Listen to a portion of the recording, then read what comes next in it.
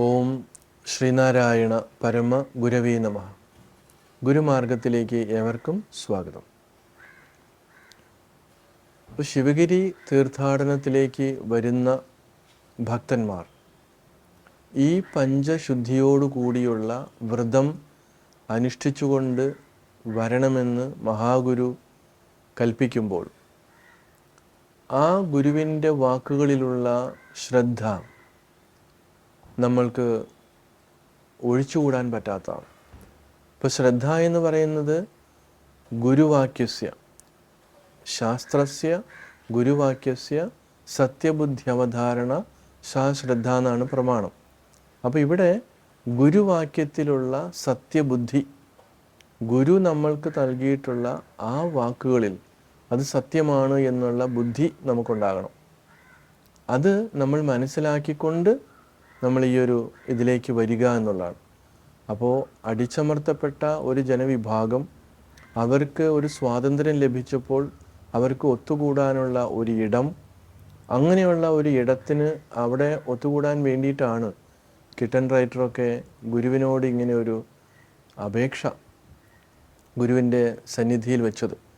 അപ്പോൾ ഗുരു അതിന് അവരുടെ അറിവിൻ്റെ പരിമിതികളെ മനസ്സിലാക്കിക്കൊണ്ട് ആണ് അതിന് വിശദമായിട്ട് കാര്യങ്ങൾ പറഞ്ഞു കൊടുക്കുന്നത്.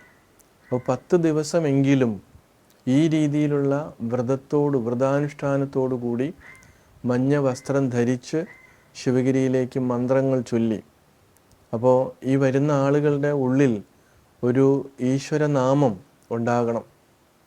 എന്തിനു വേണ്ടിയെന്ന് വെച്ചാൽ, നമ്മൾ ഈ വരുമ്പോഴും മറ്റുള്ളവരെ കുറ്റപ്പെടുത്തിക്കൊണ്ടോ കുശുമ്പ് പറഞ്ഞതുകൊണ്ടോ അങ്ങനെ പറഞ്ഞല്ല വണ്ടിയിൽ യാത്ര ചെയ്യേണ്ടത്.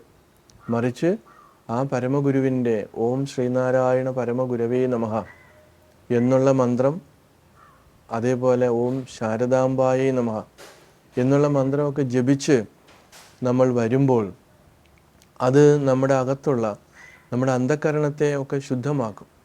നമുക്കൊരു തയ്യാറെടുപ്പുണ്ടാവും. അപ്പോൾ അതൊക്കെ നമ്മൾ ഈ ശാഖകളിൽ നിന്നും ഓരോ സംഘടനകളിൽ നിന്നും വ്യക്തിപരമായിട്ടൊക്കെ നമ്മൾ പുറപ്പെടുമ്പോൾ ഇങ്ങനൊരു വ്രതാനുഷ്ഠാനം വെറുതെ മറ്റുള്ളത് മാത്രം പോരാ, ആന്തരികമായിട്ടുള്ള ഒരു പ്രക്രിയ, ശുദ്ധീകരണ പ്രക്രിയ കൂടി നമുക്ക് ആവശ്യമാണ്. അതിന് ഏറ്റവും പറ്റുന്ന ഒന്നാണ് ജപം. അപ്പോൾ ജപവും ഗുരുവിൻ്റെ കൃതികളുടെ പാരായണവും അത് ഒരു നമ്മുടെ ഈ തീർത്ഥാടന സമയത്ത് നമ്മൾ നിർബന്ധപൂർവം മനസ്സിനെ കൊണ്ട് ചെയ്യിപ്പിക്കുമ്പോൾ അത് നമ്മുടെ അകത്തുള്ള അഴുക്കുകളെ നമുക്ക് ഇല്ലാതാക്കാൻ സാധിക്കും. അപ്പോൾ നമ്മൾ ഓരോ തീർത്ഥാടകനും ശ്രദ്ധിക്കേണ്ട ഒരു കാര്യം, പരമഗുരുവാണ് നമ്മൾക്ക് ഇങ്ങനെയുള്ള അവസരങ്ങൾ നൽകിയത്, നമ്മളെ നമ്മളാക്കിയത്. അതുകൊണ്ട് തന്നെയാണ് നമ്മുടെ കാണപ്പെട്ട ദൈവമായിട്ട് നമ്മൾ ഗുരുവിനെ ആരാധിക്കുന്നത്. അങ്ങനെ ആരാധിക്കുമ്പോൾ തീർച്ചയായിട്ടും ചൊല്ലേണ്ടുന്ന മന്ത്രം ഓം ശ്രീനാരായണ പരമഗുരവേ നമഃ എന്നുള്ള മന്ത്രമാണ്. മറ്റു പല മന്ത്രങ്ങളിലും ഈ ഗുരു എന്നുള്ള ശബ്ദമോ പരമമായിട്ടുള്ള ഗുരുവാണ് എന്നുള്ള അർത്ഥമോ വരുന്നില്ല. അതുകൊണ്ട് ഓരോ ഗുരുവും ഓരോ ഭക്തനും ഗുരുവിനോടുള്ള ആ ഒരു നന്ദി സൂചകമായിട്ട് നമ്മുടെ ആ കാണപ്പെട്ട ദൈവത്തെ നമ്മൾ ആ രീതിയിൽ വേണം മന്ത്രം ചൊല്ലി ആരാധിക്കുവാൻ, ഉപാസിക്കുവാൻ. അപ്പോൾ ഗുരുവിന് മാത്രമേ നമ്മളെ ഈ സംസാര സമുദ്രത്തിൽ നിന്ന് രക്ഷപ്പെടുത്താൻ പറ്റുകയുള്ളൂ. അതിനും പല സന്ദർഭങ്ങളിലും ഉദാഹരണങ്ങൾ പറയുന്നുണ്ട്. അതായത് ഒരു മാതാപിതാക്കൾക്ക് സ്വന്തം മക്കളെ ചിലപ്പോൾ കൈയൊഴിയേണ്ടി വന്നേക്കാം. കാരണം അനുസരണയില്ലാത്ത കുട്ടികളാകുമ്പോൾ അവരെ ഉപേക്ഷിക്കാം.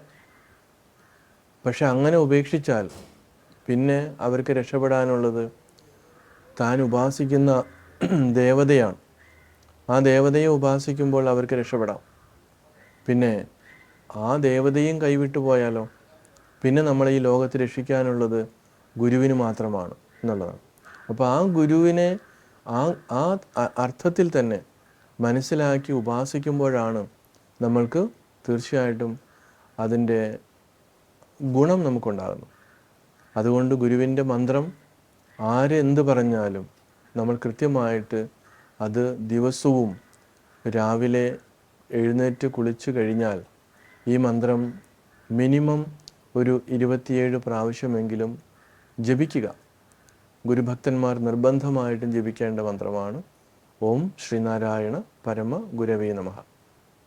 അതേപോലെ തന്നെ നമ്മൾ വിദ്യാദേവതയെ ഉപാസിക്കുമ്പോൾ ശാരദാ ദേവിയെ ഗുരു നമുക്ക് പ്രതിഷ്ഠിച്ച് നൽകിയിട്ടുണ്ട്. ആ ശാരദാദേവിയുടെ മൂലമന്ത്രം ഓം ശാരദാംബായൈ നമഃ. ആ മന്ത്രവും നമ്മൾ കൃത്യമായിട്ട് ജപിക്കുക. അപ്പോൾ ശിവഗിരി തീർത്ഥാടനത്തിലേക്ക് വരുമ്പോൾ ഈ മന്ത്രങ്ങളായിരിക്കണം നമ്മുടെ അകത്ത് എപ്പോഴും മൗനമായും അതുപോലെ തന്നെ ബാഹ്യമായിട്ടും നമ്മൾ ജപിക്കേണ്ടത് എന്നുകൂടി ഓർത്തിരിക്കുക. അപ്പോൾ നമ്മുടെ ജീവിതത്തിലെ ധാരാളം പ്രതിബന്ധങ്ങളെ നമുക്ക് ഇതോടുകൂടി തന്നെ ഇല്ലാതാക്കാൻ സാധിക്കും. തീർച്ചയായിട്ടും നമുക്ക് ശരിയായ മാർഗത്തിലൂടെ മുന്നോട്ട് പോകാം. അതിന് സാധിക്കട്ടെ. എവർക്കും നമസ്കാരം.